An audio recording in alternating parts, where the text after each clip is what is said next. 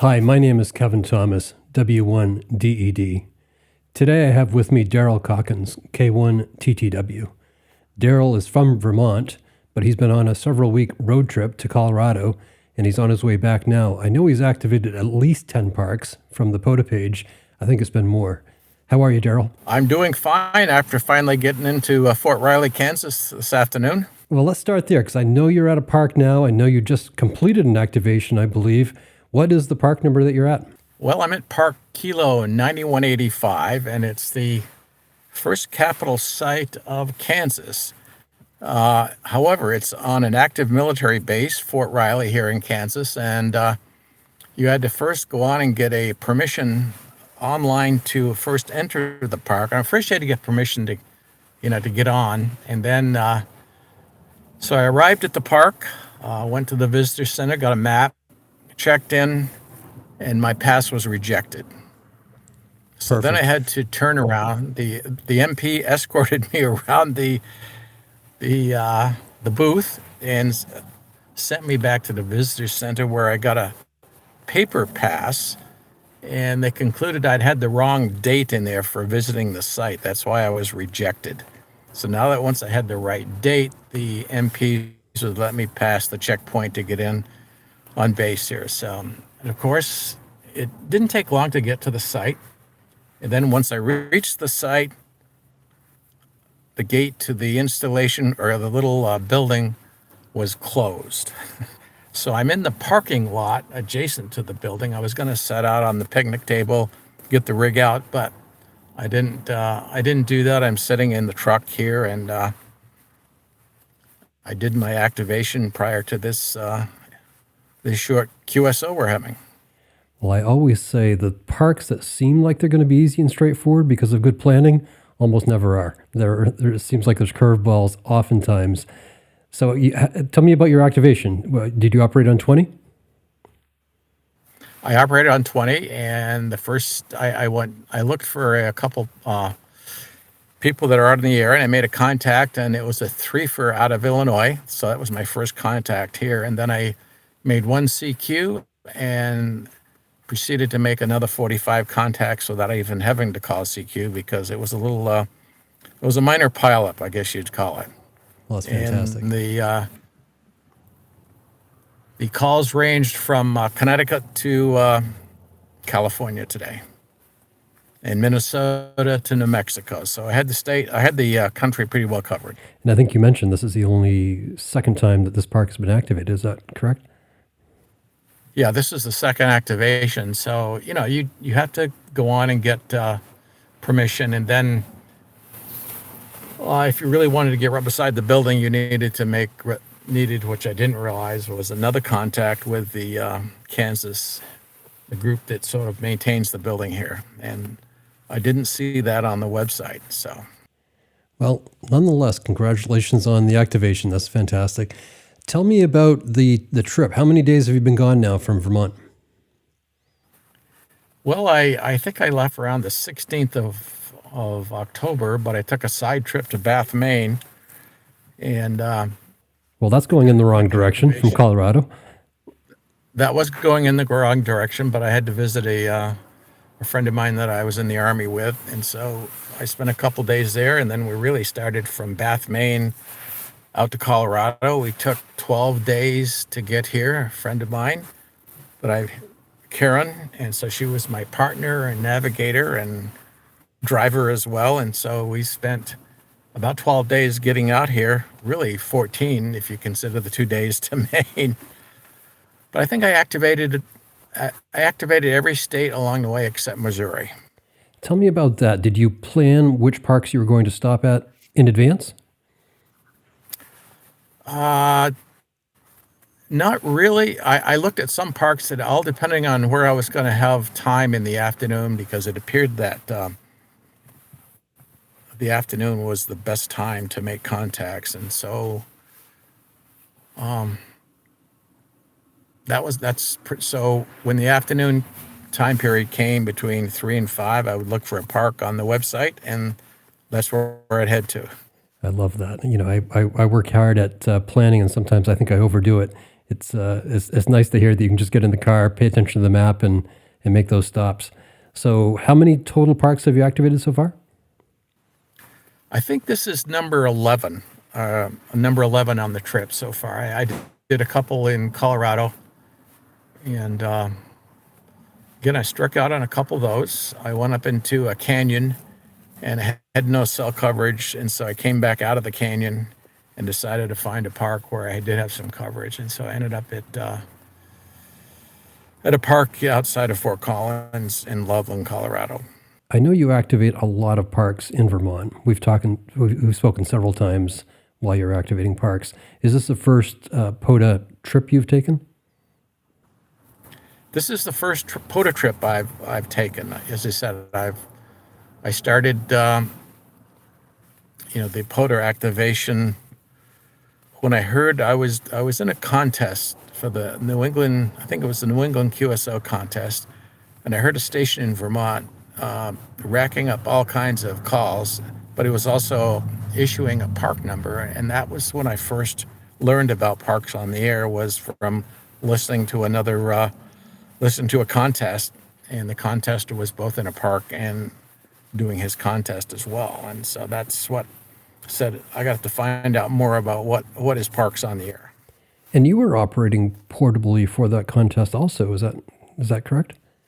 That's correct. I was operating portable as well, and again, it's I was just getting back into the hobby, as you might say. I'd been away from it for 30 years, and so it was a steep learning curve for a while, trying to get back in and get equipment and learn how to run the equipment and whatnot. So if I remember the story correctly, you were first licensed in the 60s, let your license lapse, and then relicensed again. And during that whole That's process, correct. you came back to your old call sign. Was that right, or something similar to your old call sign? They issued me N1EKS about 1990, and then I realized I could get my original call back, so I applied and got that back. And it was funny. The other day, I don't know why, I did a Google search of my call sign.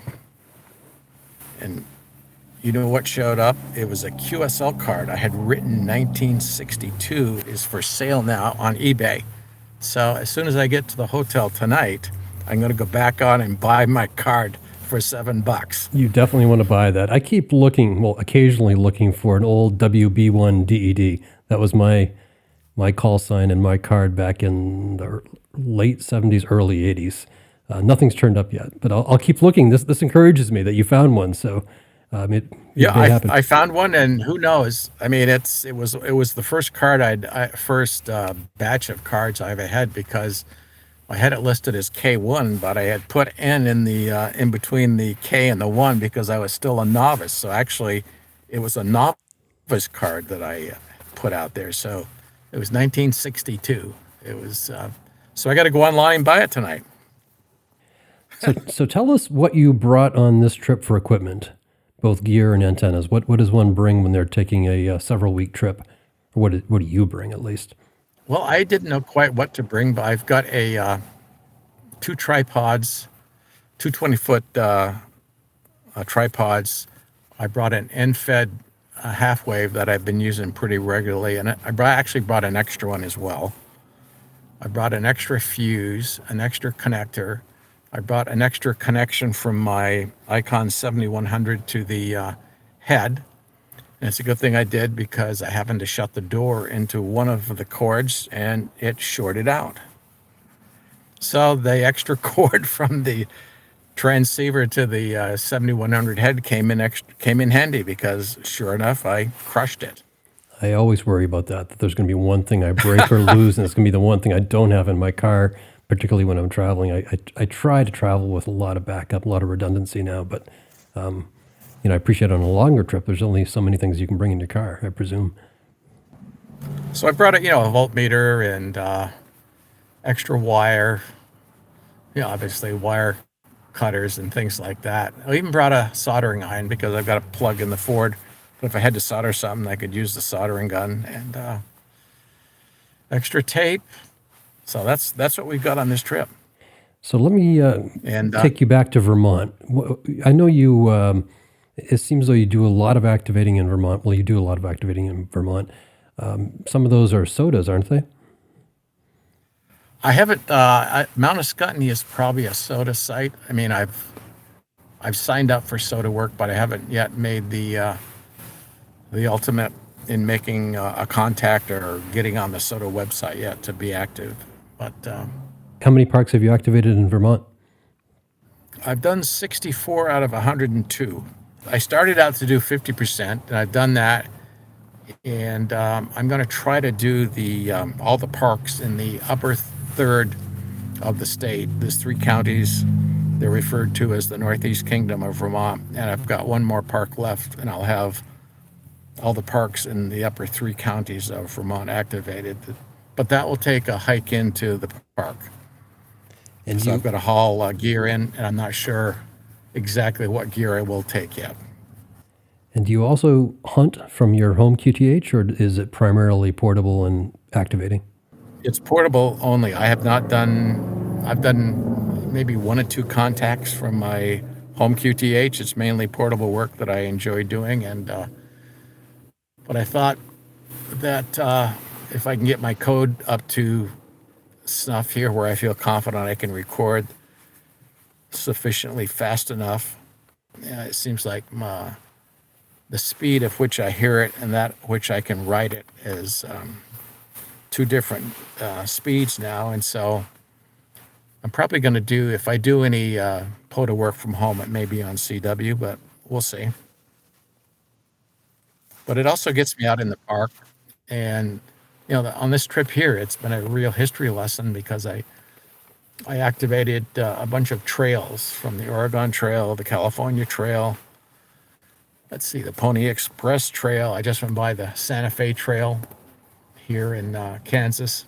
And so I've started reading about, the history of some of these trails. And it brought me to the point where one of the sites said you need to be 100 feet from the designated trail. But I don't think the people that wrote the POTA site really understood what a trail was back in 1860 or 1855. It wasn't your hiking trail like the Appalachian Mountain Trail where you got, a path where everybody walks. I mean, back then, wagons were going maybe 2, 3 abreast or all over the place. And so being 100 feet, well, I think it's a little tight for the trails out here. Absolutely. So I need to share the story that when I decided to do my first POTA activation, I, rather than going to a park in my backyard, which I should have, I decided to take a 4.5-hour trip to Quaddy Headlight in Lubec, Maine. And the activation didn't go nearly as I had planned. I think it snowed that morning. And this was April. It snowed, turned to rain. Finally got the chameleon set up. I had to operate from the back seat of the car. I was struggling to get that first contact, and K1TTW was my second QSO of the day. So my second POTA activation contact of all time was you. So thank you for that. I appreciate it.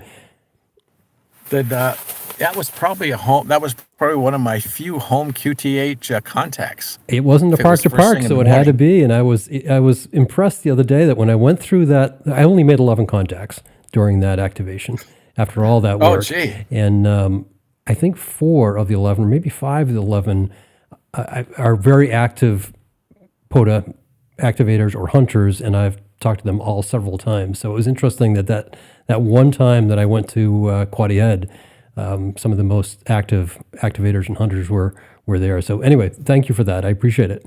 The rest of the trip went a little bit better. I ended up activating, I think, 4 other parks in that area in down East Maine. And the lesson to anybody is do your first one in your backyard or close to home rather than drive 4.5 hours. Yeah, my first one I did on top of Mount Escutney, and I got up there, put up I was using a buddy pole at the time, and I made 1 contact, and a cell came in a thunderstorm, and I had to take it down, so I didn't even do an activation. I made one contact. That was my first attempt. I was only 10 miles from home, so it wasn't bad. So what's the drive back to Vermont look like? How many parks do you hope to activate on the way back? Well, I've sort of planned it out a little bit. I want to do another one. We're coming into Missouri tomorrow or tonight. I'll try to find something in Missouri tomorrow. I'm not sure where. And then we skip into Tennessee. And I haven't firmly picked out a site yet, but we're going to Nashville to do the Grand Ole Opry. And then after I leave Nashville on Sunday morning, we're going to go down to the Chickamauga, I think, battle site there in Georgia. It's just across the Tennessee line. And there is a site there. I'm going to try to do an activation in Georgia. If I've gone, it's just across the Tennessee line. So I'll try to do one there. And then I'll pick one up at the Gettysburg battlefield as well. I know this is a POTA site there. And then maybe one in Pennsylvania. I don't know. And then it's back to Vermont. Sounds like a great adventure, Darryl. Are you near an airfield? I hear planes go overhead. No, there's no planes. It's just I'm right beside one of the roadways where behind me there's probably 6 or 7 barracks where likely, many of the infantry soldiers, and they're probably, non-married, shall we say, and you can hear the motorcycles and the... Motorcycles, okay. Yeah, motorcycles have been going by, cars, loud cars. I mean, so it's a 24/7 job here, so... Well, Darryl... By all night, I'm sure. I appreciate you taking the time to make this contact today. I know it's been... a tough activation for you, and then just the technical difficulties getting you on camera have been more than I like to put people through. So thank you for your patience, and I appreciate it. And hopefully we can have a conversation when you get back home about the rest of your trip. All right. Well, we could do that if you'd like to. Awesome. Thank you, Darryl. Have a good trip back. Okay. Thank you. Thank you. Yeah. Bye-bye. 73. Whiskey 1 Delta Echo Delta. Alpha Golf 2 Sierra. Alpha Golf 2 Sierra, you're 5x9 at Kilo 8291. Roger. You're also 5-9 New Jersey. Thank you for New Jersey, 73 QRZ Whiskey 1 Delta Echo Delta.